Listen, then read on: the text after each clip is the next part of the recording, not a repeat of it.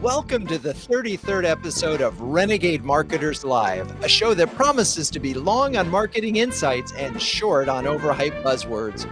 We'll be drinking in the latest tactics and the coolest gin. Yep, this may be the only live marketing show that also features a gin tasting.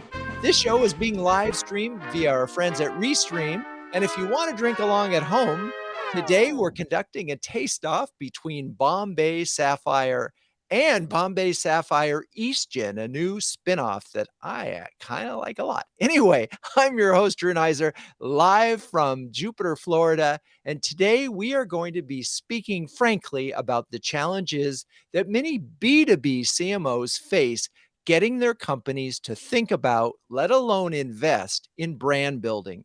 In a couple of CMO huddles last year, we came up with numerous euphemisms for brand and brand building because many CEOs and boards consider any reference to brand as a plea to waste money on fluffy stuff. In this worldview, investing in demand gen is good. Spending on brand is bad. This leaves many a CMO in a ridiculous quandary, either trying to educate the purse string holders on the interdependence between brand and demand, or to relegate brand building to an afterthought, or simply labeling brand building something else like air cover for the salespeople, or category building, or revenue marketing, or my favorite, brandquisition. Like so many CMO related challenges, it's complicated. But here's the good news. We have three amazing CMOs to help you sort it all out. And with that, let's bring in Heather Salerno, CMO of Appcast. Hello, Hi. Heather. Hi, Drew. And so how are you and where are you? I am great. I am in Needham, Massachusetts, which is about 30 minutes outside of Boston. All right. Okay. Well, I know that you've been at Appcast for a couple years now. First, just tell us what Appcast is for those who are unaware of it. Yep, you bet. So Appcast helps companies with high volume hiring needs. So we work with recruiting teams to help them find more candidates faster, cheaper. We're based in New Hampshire, right near Dartmouth, and then have staff all over the globe. Is there a Dartmouth connection? A bunch of our staff went to Dartmouth, and now have family members who work there as well. But other than that, Well, go Big Green because my son went there, so it's kind of cool. great. Anyway, there it is. Love that area. Anyway, so first of all, business must be really good because people are hiring like crazy, just a replacement, and then certainly in the B2B world, there's tremendous growth. So it must be a busy time. It is a very busy time. We've been looking a lot at the labor market and trying to do all we can to help our customers.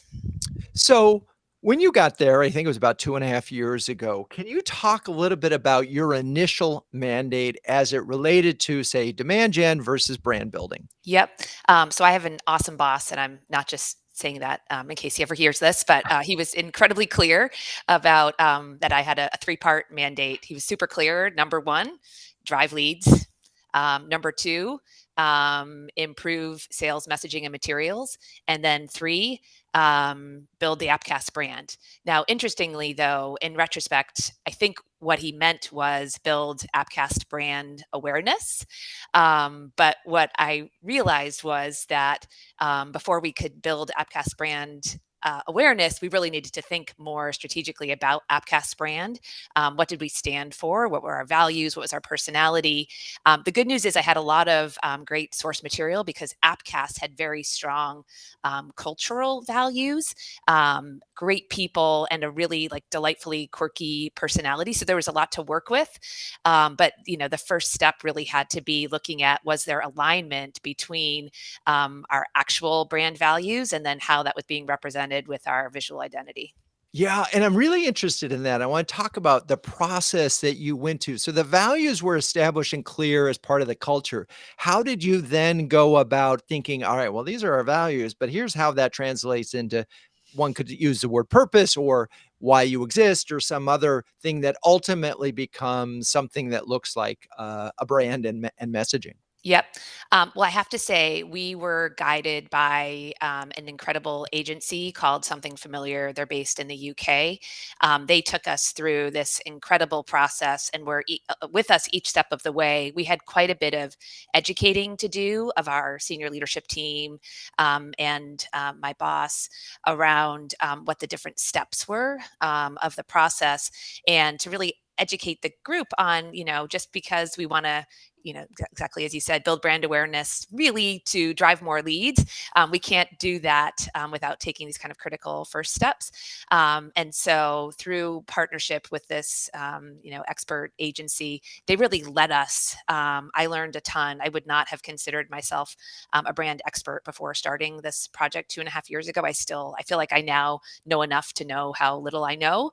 But I feel like we were just, guided by fantastic partners. And so from the moment that you hired this agency to the point that you sort of, we'll call it, revealed the new brand story, how long did it take? Oh gosh, it was pretty quick, and it was, I think it was maybe this won't sound quick. It was felt quick to me, 6 or 7 months. Okay. They were amazing. And we went through several steps.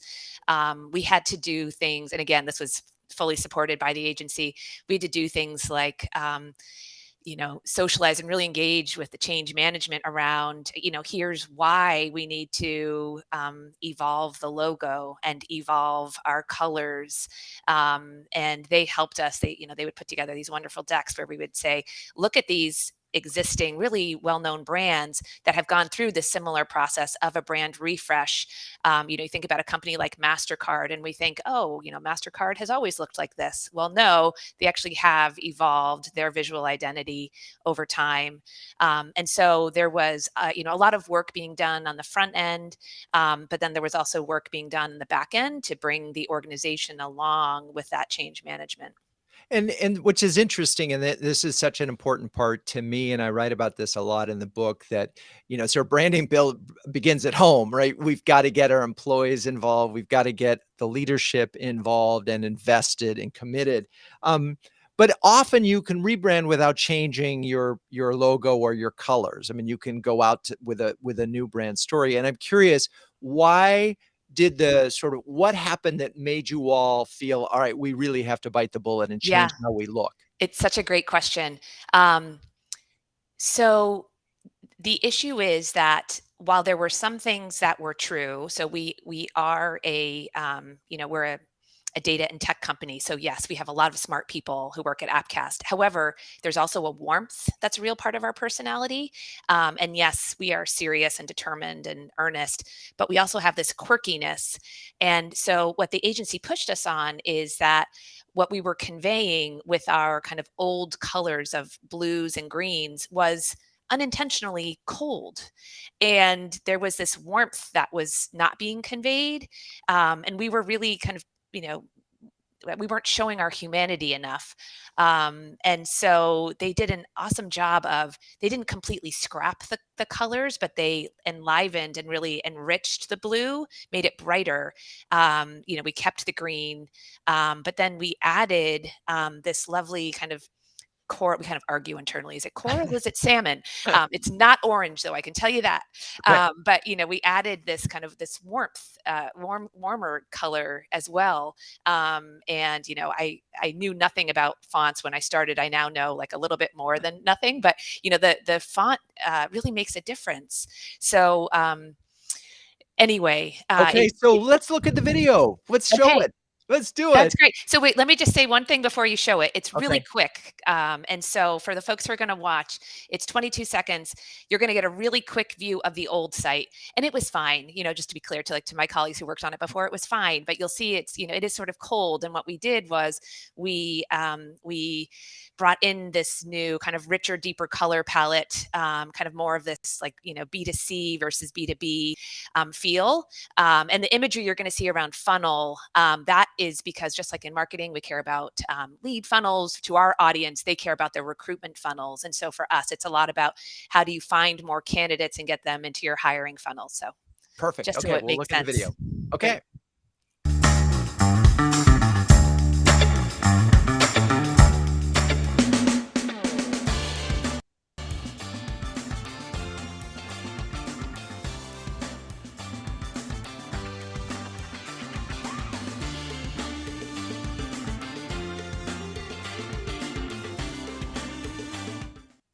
All right. Well, there we have it. Now, we're going to come back, and I think when the rest of the group and we all assemble probably after, and we'll talk about some of the choices that you made. But it's great. Thank you for sharing that.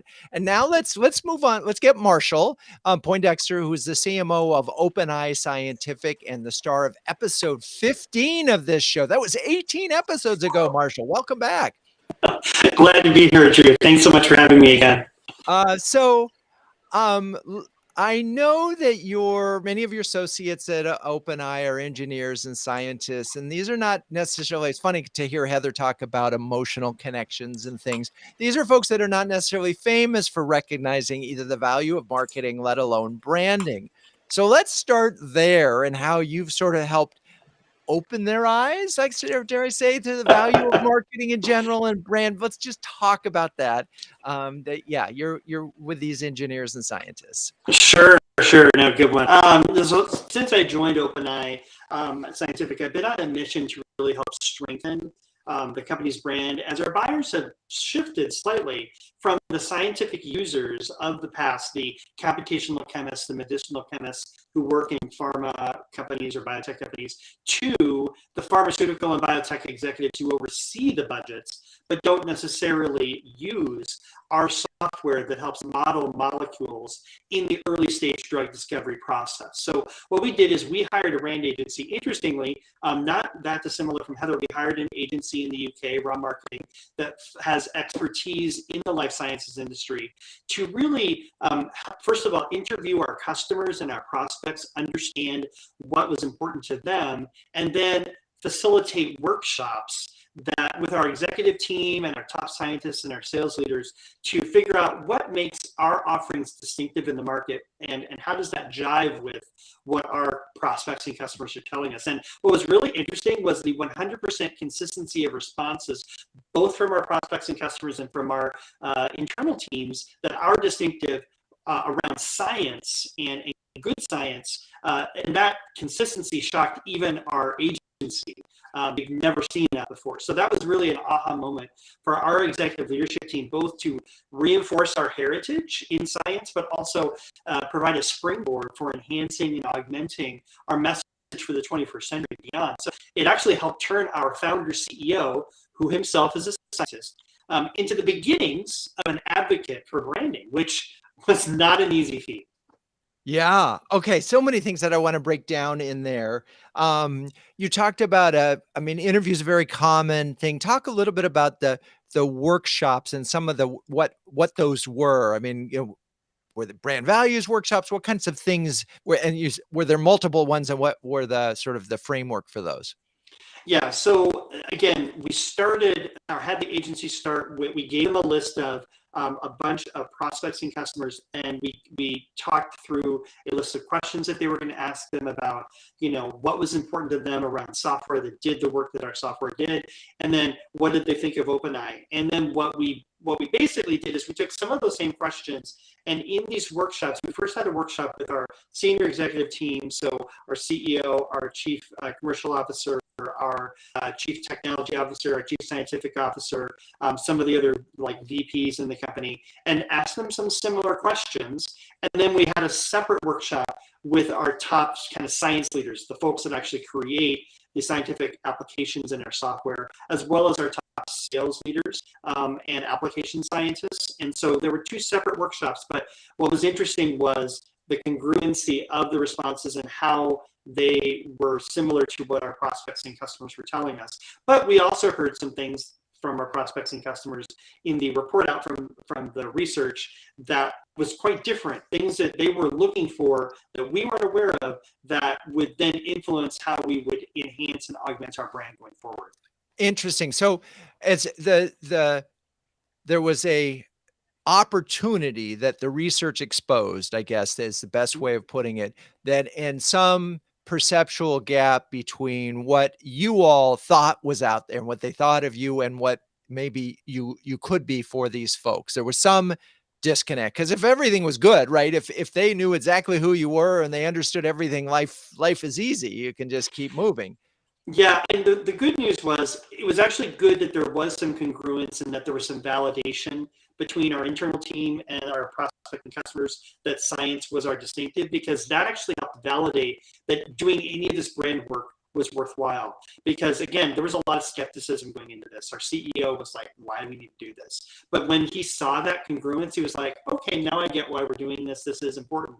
But then that hooked him and the other leaders. And then when they were more open to hear some of the feedback that they weren't expecting, that to your point then was the perception gap that then helped them realize, well, maybe we do need to make some adjustments in how we tell our story, how we go to market, how we look. Although I will say that our CEO is very clear, we are not changing the logo, and we have that. And so there are a couple of things that you said that it reminded me of some painful moments in rebranding programs that I worked on, and remember vowing that I would never do another one where the CEO was skeptical. Because if they start out skeptical, it's rare. And so you were lucky that the process brought him or her along, because often, and this is just my experience, that can derail the process. If the CEO is skeptical, what happens is often, and this is when the brand is rolled out, the CEO is uninvested. Right. And it becomes a real problem, because they're just, I'm doing this because the marketing person said I did, not that this is an opportunity for us to transform the organization. So that's amazing that happened. And I think you're very fortunate that the light bulb went off at that moment. Well, and it was a testament to the agency that we selected. So we were very picky about the agency we worked with. So Raw Marketing did a fantastic job. But then secondly, their process was really what sold us that this could actually help, convince our leadership team that this was a good thing. And yes, it was still a risk, right? We might have come through that, and then there might have still been the skepticism, but I was hopeful that it would come out with the result that we got. So it was a little bit of luck, but a lot of it was just getting the right partner. It's funny you mentioned the thing about process. I sent an email today to one of our fellow huddlers who was contemplating this and starting to begin to look at agencies. And I just said that process is as important as outcome when it comes to this, because you've got to bring people along, execs and employees. Okay, let's take a look. And I think we have a video. Let's take a look at the video that represents a newer look for the brand, right? It's actually, before you play it, it actually was created before our brand work has been completed. We're still in the middle of finalizing our brand enhancement. We haven't yet rolled it out. That will be coming very soon here. But this was it's the beginning of some changes in messaging, but the look and feel is kind of unique. It may get augmented as we finalize our brand enhancement, but it is definitely a new option from anything that OpenEye Scientific had done before. Okay, cool. Melissa, let her roll.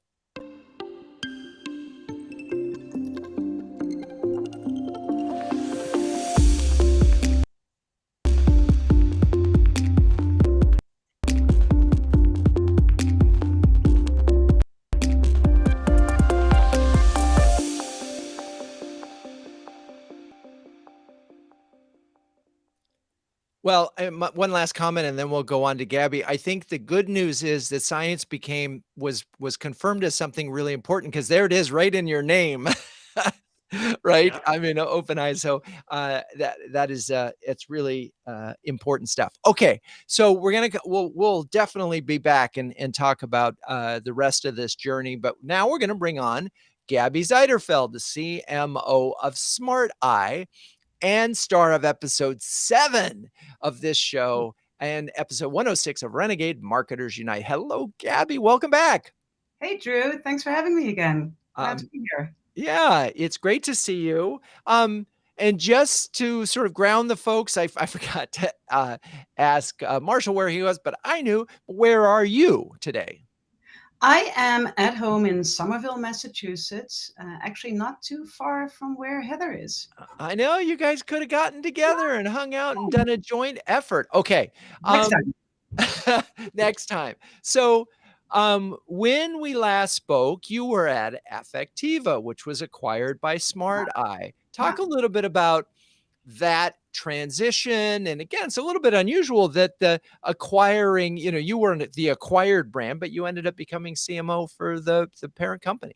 Yeah. So SmartEye is today, we're positioned as the leader in human insight AI. So we make technology that can understand, support, and predict human behavior in very complex environments. And our technology is predominantly known for being deployed in automotive, so it's automotive tech, and we build things such as driver monitoring systems, so understanding driver behavior, drowsiness, distraction, and then enabling car manufacturers with all the data we provide to build the appropriate interventions in a vehicle. There's a lot more to that, but that's essentially the core of what we're known for. At Affectiva, we started the field of emotion AI, and we were also becoming active in automotive. And there were definitely a lot of synergies between the two companies. And we had been talking partnership for quite some time when the conversation shifted to, hey, we actually want to buy you guys. Early on, it became very clear that the CEO of SmartEye was quite enchanted with the brand work we had done at Affectiva. He was kind of eyeing us as a potential competitor in the future. He really admired our marketing. And when I first started talking to him, well before closing the acquisition, it became apparent that he was quite keen on building something similar for the SmartEye company. And he also told me that almost, well, I wouldn't quite call it by design, but by circumstance, they had really underinvested in marketing. So they knew they were behind. And even before Affectiva came along, they had to do something better and update basically what they stood for as a company. Also, they did not have a senior seasoned marketing leader. So really, I was the right person at the right time at the right place. Walking in. I love it. So let's talk about then you have these two brands. They need to become one brand. You sort of have to consolidate the story. Talk a little bit about if we will, the rebranding exercise that you've gone through a little bit. What were some of the initial steps? And yeah, it was really interesting and a little tricky, right? Because we got acquired, but essentially it was a merger of the two companies. So SmartEye and Affectiva blending together into a new organization. And where SmartEye for about 2 decades was known as a global leader in eye tracking systems. Now, they as a company had already outgrown that because they were doing a lot more. Now Affectiva comes along and all our emotion AI technology is part of this. So we could no longer claim we're the global leader in eye tracking. We're the global leader in what? And it basically resulted in super fascinating discussions. Thankfully, the CEO of SmartEye and Rana El-Kayoubi, the founder and CEO of Affectiva, who is still also at the SmartEye company as deputy CEO, the two of them were very invested in working with me on figuring this out. Of course, there were a lot of press work that was done, press release, all the supporting assets announcing this acquisition, which was quite was a big deal when it got announced in the industry. That was a forcing function. It really forced us to get together in a room and with our PR agency hash out, okay, how are we going to talk about this company? And we landed at first on something a little bit generic, that we were going to become this global AI juggernaut that was going to build this amazing technology across industries, but starting with automotive. That was fine. It carried us through the acquisition announcements. But then, as I dig into marketing with my Swedish team members, because SmartEye is headquartered in Sweden, with my team in the US, we realized like everything needs to be outdated, and global AI juggernaut is fine for a press release perhaps, but that's not really who we are. So we thankfully had the CEOs of the two companies super invested in it. We, together with an agency, and I can tell you more about that later, that was interesting too. We had many, many conversations, global leader in what? And then eventually, actually, I was on one of my many pandemic walks in lovely Davis Square, Somerville, when it came to me. It's really human insight AI. We build technology that provides insight into human behavior in complex environments. And with that data, we can understand and support and predict and handle this human behavior. Came back to the group and it stuck. Everyone's like, okay, this is it. This is the path forward. And that's really, that happened this summer. So a couple of months after the acquisition, I think it was August. And that propelled us into a 6-month exercise that we're basically still in. We're kind of on the tail end, but we're still in it. Okay, so I got to stop you there. So this has happened, and I tell this story in the book. There are many times in my career where the aha moment happened, the right words came out, put them on a page. And in one case, in one story I tell in the book, that there's this moment which was for Family Circle, where family comes first. Just a great line, and ended up being on the magazine for 19 years. However, that was all they did with this. And it was because we never actually had buy-in from the pub to really invest in the idea of it. And so when you have this moment of human insight AI, and you can see all the things, as a marketer, you can sort of see where it goes. How did the process of getting everybody else on board work? Was it just, hey, I thought of this, let's all go? I mean, in which case you are blessed to work for an egoless environment where no, never, right? Right. What was actually really interesting, and this is also, it's still a learning process, I think, for all of us, because there truly are cultural differences, right? And Sweden is very much a consensus building society. Whereas in the US, we're more inclined to sometimes make top-down decisions and just make a decision and move on. The Swedes in general really like to think things over, take their time to think it over, and then they want to make sure that everyone's okay with that. Right. And so we're landing on this human AI thing. We're beginning to define it. We're building it out. We're kind of building a narrative, a brand story around it.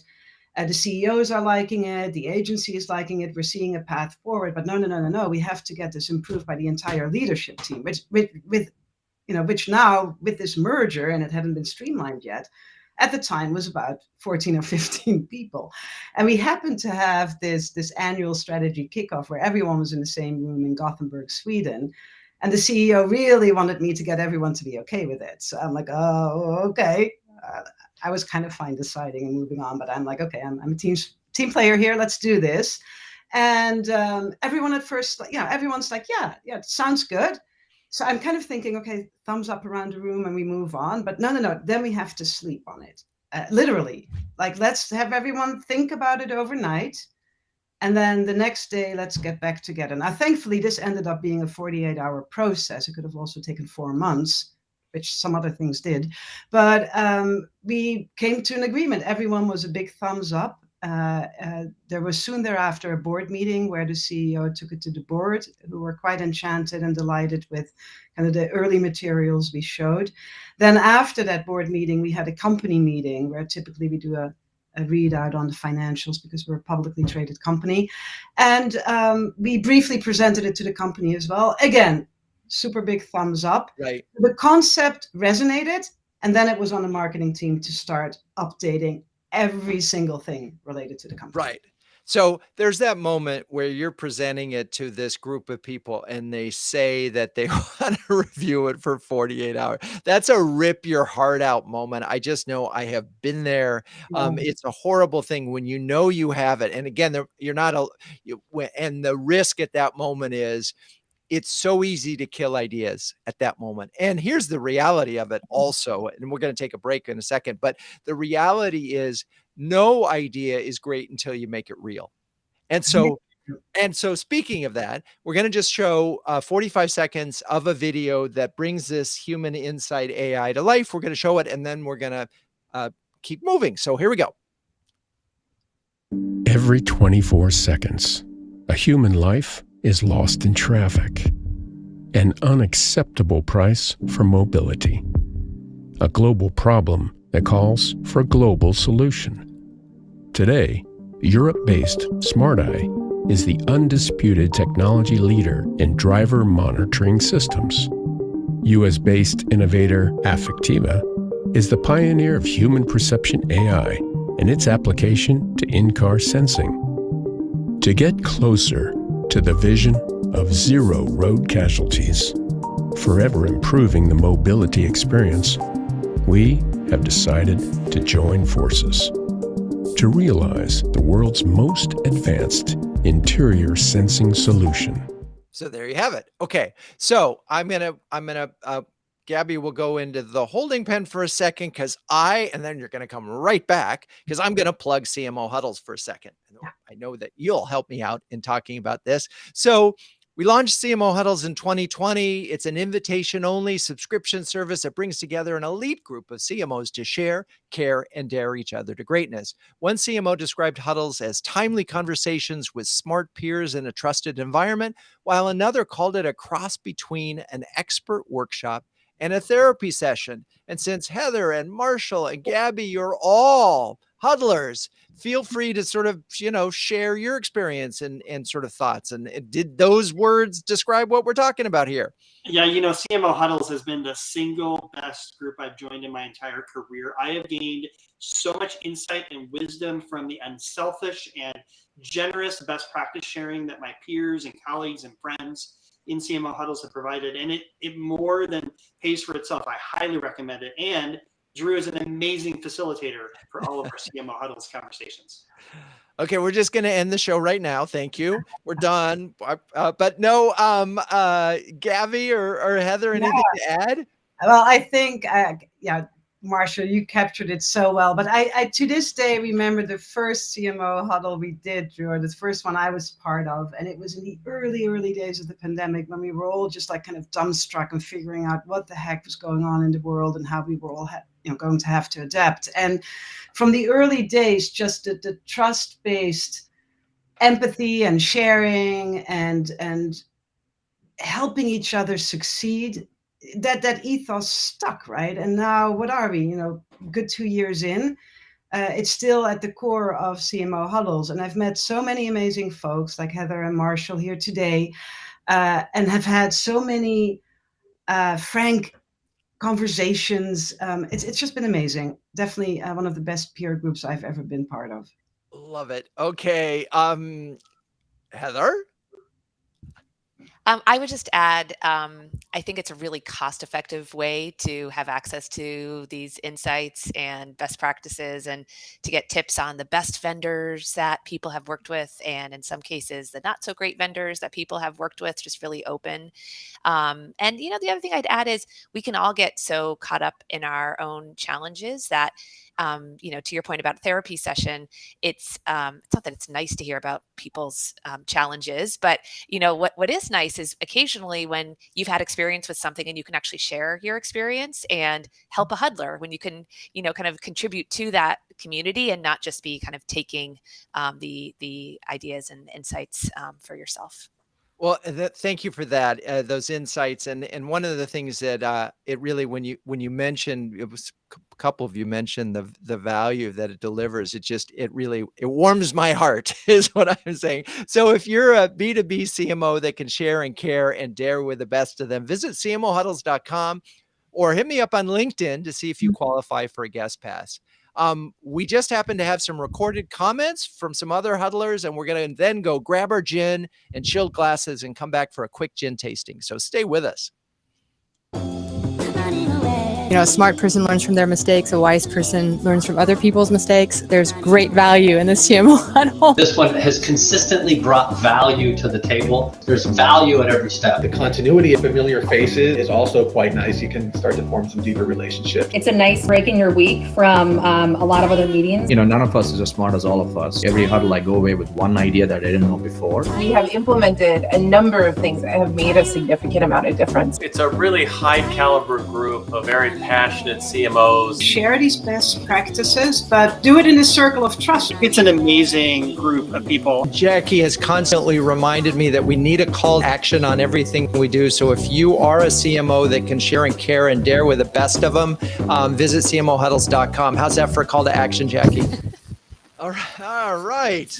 Melissa, you are here to help us with this tasting.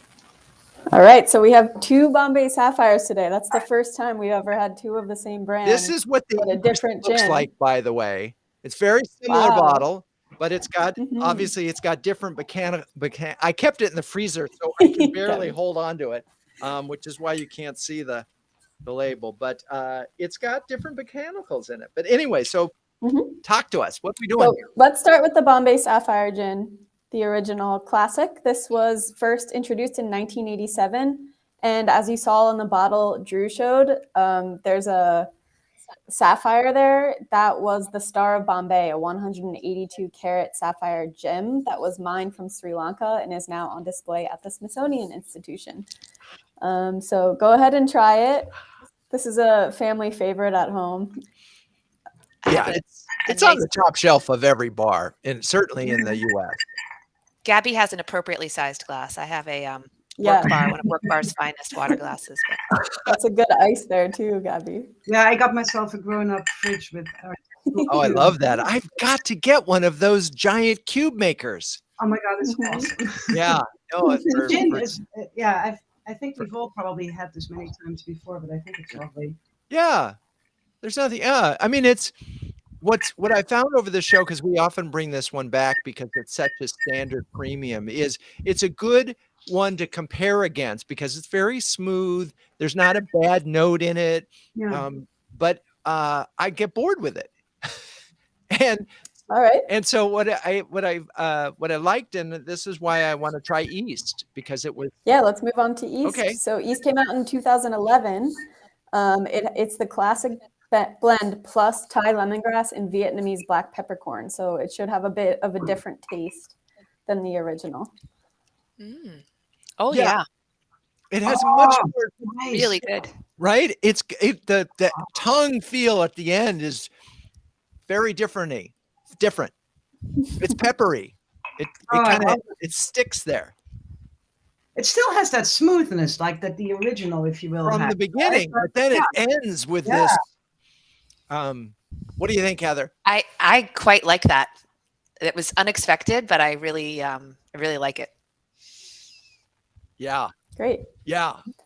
So both of these have 10. Well, there's 10 botanicals in the original, 12 in the East gin, and they both share grains of paradise. We weren't exactly sure what that was, so we have Nicole, our botanical expert, here to let us know. Cool. Hey, Nicole. Hi, everyone. Hey, Nicole. So grains of paradise is a little bit like black pepper, but with extra attitude. So it packs the same peppery punch of heat as the black pepper, but it has different layers of citrus, cardamom, and also ginger, and it's closely related to ginger, but it's native to West Africa. And since we're talking about marketing, the name Grains of Paradise is thought to come from a marketing tactic of the medieval spice traders. So they made up this story that the only place where they can harvest this spice is the Garden of Eden, and they were collected when they floated down the river of paradise, hence the name Grains of Paradise. Unbelievable. It's all about the marketing of this particular spice. Well, Nicole, thank you so much for joining us. See you later. Bye-bye. Hi. All right. Well, so pick a winner. Which do you like better, East or normal? East for sure. Yeah, definitely East.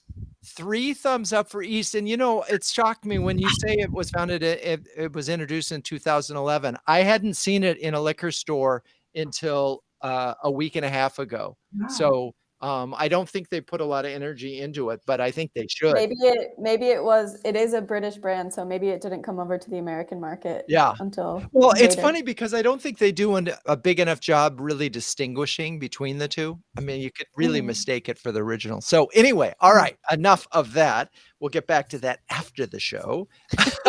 And let's bring back Marshall. Thank you, Melissa. And let's bring back Marshall and let's get to our full-bodied B2B branding discussion. So one of the challenges that you all face is, you got to get budget for an agency, you got to get budget for the process, and then of course you got to get budget for executing, because there's no good in coming up with this thing and not being able to execute it. So, and in order to get budget, you need to be able to talk about metrics. So I'm curious, and we'll just start maybe with Heather. Talk a little bit about how you're thinking about measuring the impact of this new brand program. Yep. I would say we're still on a journey here to get to the perfect KPIs, but we have been looking at engagement through our social channels, traffic to our website. It is always lovely when along with the investment in brand comes an increase in demand gen. And I would love to say that was, I hope certainly that there has been a strong connection there. And we have seen a tremendous lift in the interest in Appcast. We have also been working with a PR agency, and so looking at kind of voice of share of voice and mentions, et cetera. That's been another very helpful metric for us. Interesting. So, Marshall, what about you? Now I know you're still in the process of developing materials and getting this out there, but have you already talked about metrics for brand? Yeah, we are starting to talk about those. Like I said, we haven't fully rolled out the enhanced brand yet. We're still just finishing that up, but we're already starting to think about, how are you going to measure kind of top of mind, aided and unaided brand awareness? How are we going to measure brand perception, brand sentiment, purchase intent? We're already starting to figure out and calculate what would our customer lifetime value be and our brand loyalty as it relates to that. So kind of building on some of the same metrics that Heather mentioned, we want to track all that too, but we want to also look at these more higher level strategic metrics. Now, what tools we're going to use to do that, what partners are we going to need to bring to help us do that. We haven't yet figured that out, but we will soon.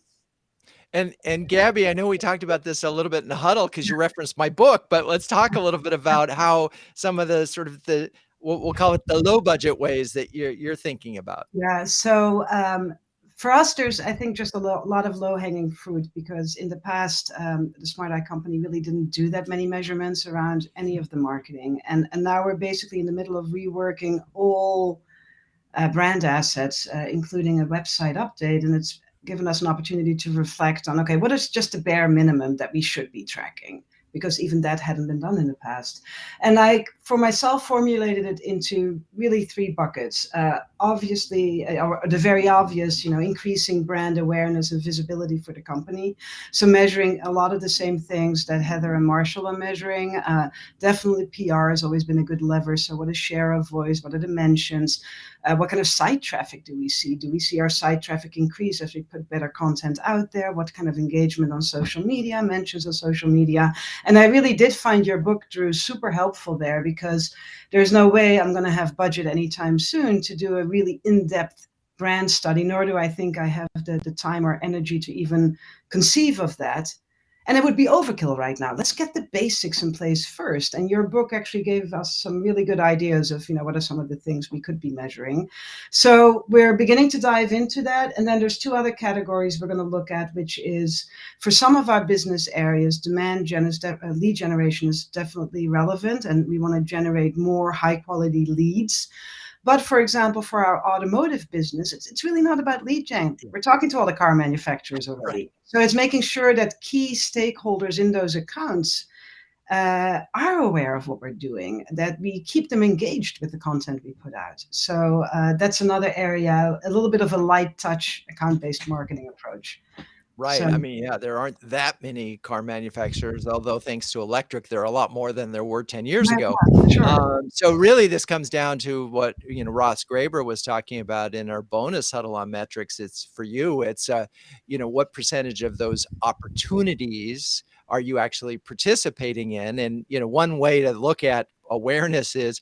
If you have high awareness, most likely you're going to get to participate in all the opportunities. And if you have low awareness, you're probably not going to participate in any of them. And just for the listeners, because I did this the other day in an earlier show, and at least a couple of people hit me up for it, I'm more than happy to send you the chapter on metrics in my book. I think it's chapter 10, Measure What Matters. If you just hit me up on LinkedIn, it's Drew Neiser, I'll send you that chapter, and I think you'll get some ideas on how to measure on the cheap. Okay, so you guys have all gone through this process. You're at various stages of it, but I'm just wondering about aha moments when, the members suddenly get the brand. I'm going to go to you, Marshall, because we talked about that a bit, but what was it that sort of helped your CEO get it? It was he founded the company 25 years ago, actually, next week. And so he knows the company intimately. And the fact that prospects and customers were telling us in the brand research that basing our brand on the scientific work that we do is critical, has been critical, needs to continue to be critical.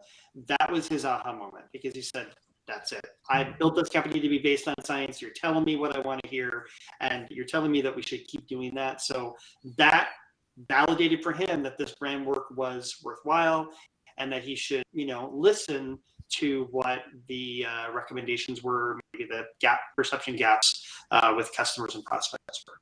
Right. And so there was this moment of, we're on the same page. You just validated 25 years of my life, because this company is called OpenEye Scientific. We've been delivering that, and the customer saying, yeah, that's really important to us.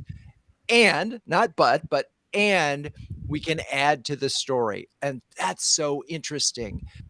Just as a reminder to you all is, as a CMO, if you don't really know what your CEO thinks about his brand and his business, and don't have that as a core level of understanding, and can't deliver information that sort of validates some of the core beliefs of them, you may run into a problem. So that's a great aha moment.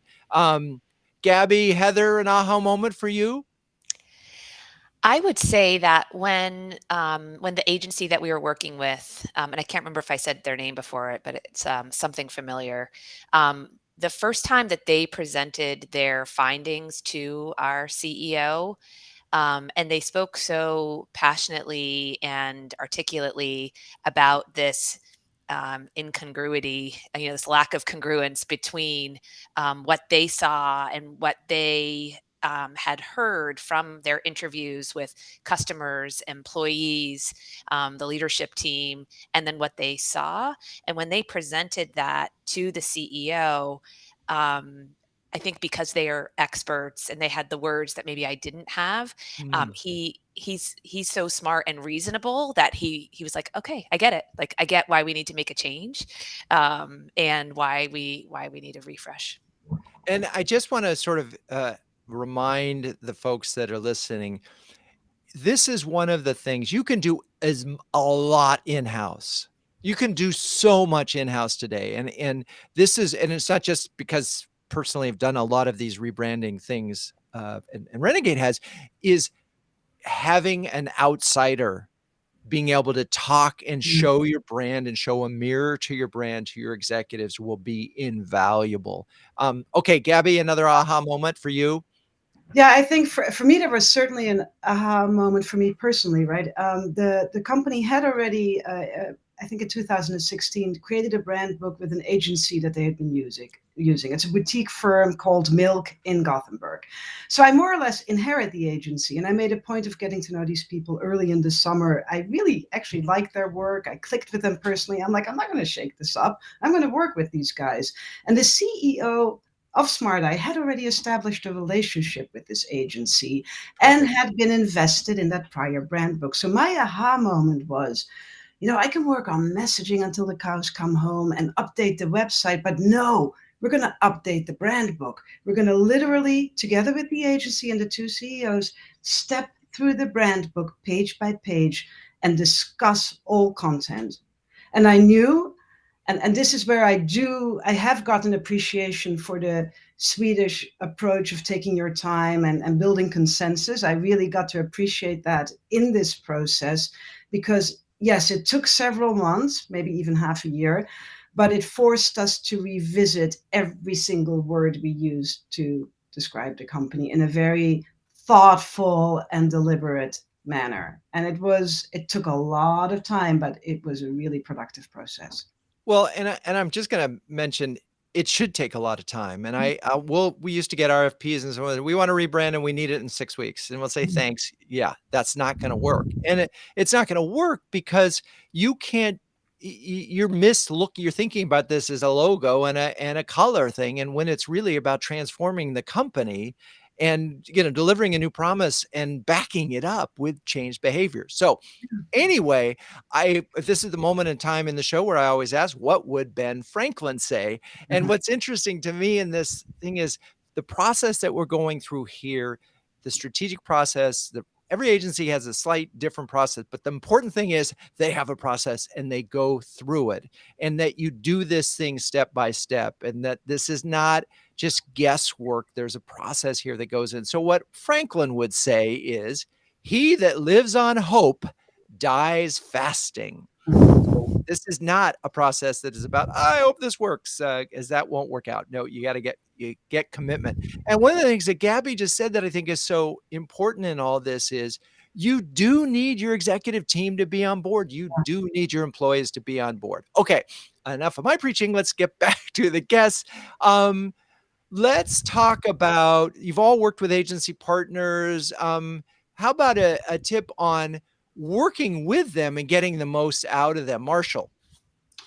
Yeah, even though our brand and agency partner, Raw Marketing, has expertise in the life sciences industry, we did have to spend considerable time educating them on our unique industry segment in pharma and biotech software that and the buyers that we serve. So I would say it's important to set aside time up front to really help the agency grasp your buyers, your company, your products and services value proposition and positioning and messaging, because hopefully they will have some background. Hopefully you pick an agency that has some understanding, but to really help them get you and your buyers, you've got to invest a little time to educate them and get them just really rock solid on that. Yeah, and I think this goes back to this process of making sure that your executives know what they've signed up for and that they're going to participate, and that whoever is going to be doing the educating is committed to being available. Heather, what about you in terms of working with your agency? Yeah, so I think something familiar that our agency, frankly, I think they managed me as much as I managed them, and I think that's really important, because I think in an effective relationship, it's based on respect. It's a two-way street, and frankly, we needed to be pushed a little bit. We were a little bit of a uptight Northeastern tech company based in New Hampshire, and they pushed us, and we were here. They maybe wanted us to go here, and we got to here, right? So we got to a happy medium, but we wouldn't have gotten there if they hadn't pushed us. So I think working, and Gabi, you kind of alluded to this, but working with people with whom you connect and with whom there is trust and respect, and let them push you. Yeah. Interesting. I was thinking of I did an interview with Carla Pinheiro-Sublet, who's now the CMO at IBM, and she had gone through a rebranding at NI. And I remember her saying, the agency said to her, well, one of these ideas is going to feel really safe, and this one is going to scare the crap out of you. Yeah, right. And I love that. And there is a feeling there, because if it's so comfortable that that it doesn't challenge you at all, then there's a chance that it's boring. It doesn't do it. Okay, Gabi, what's your tip for managing your agency partners? Yeah, actually, what both Marshall and Heather said really resonated. But I think what for us proved to be really important, I highly recommend to everyone, is continuously invested time. For us now, it's been this 6+ month process and we're not done yet. We invested a lot of time explaining to them how this company had changed and how our technology had evolved and why it mattered in the industry. But also to this day, if there's anything we work on together and it needs to iterate on it, I spend a lot of time explaining to them why I want it changed or why I'm editing something, because only that collaborative process is going to make it better. So time consuming, but really worth it, I think.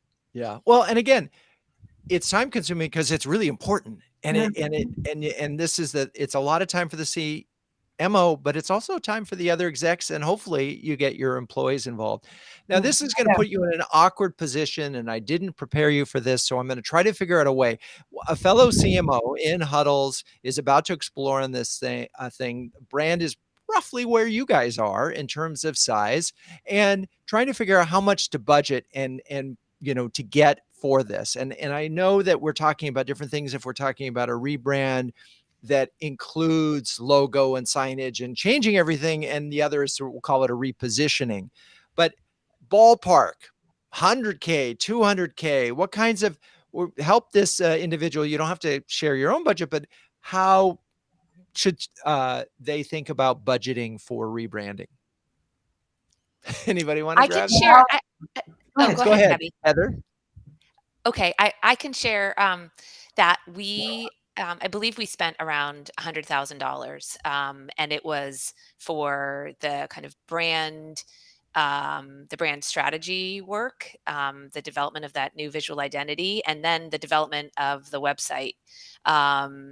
Wow, that's a bargain. I will say that we lucked out in that we found this agency that was sort of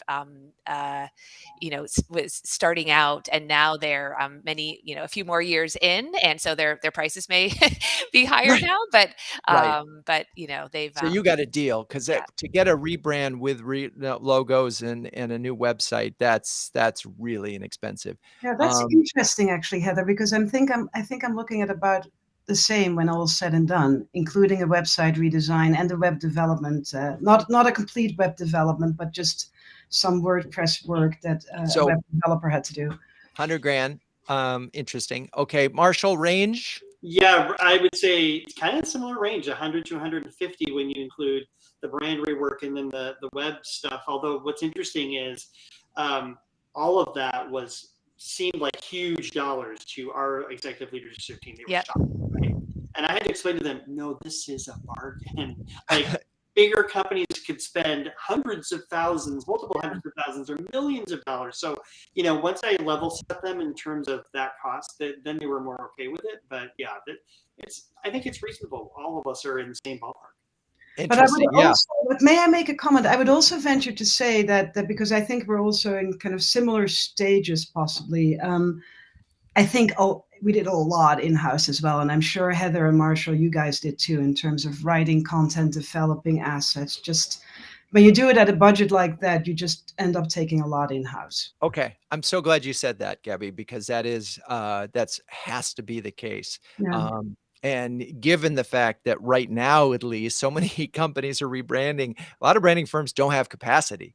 We've been trying to find branding firms for huddlers, and it said, well, we could start in May, which is just such an unusual situation. All right, well, we're getting down to the end, so we need a quick final words of wisdom. It's like a Tuesday tip, but we're Thursday, so just one thought.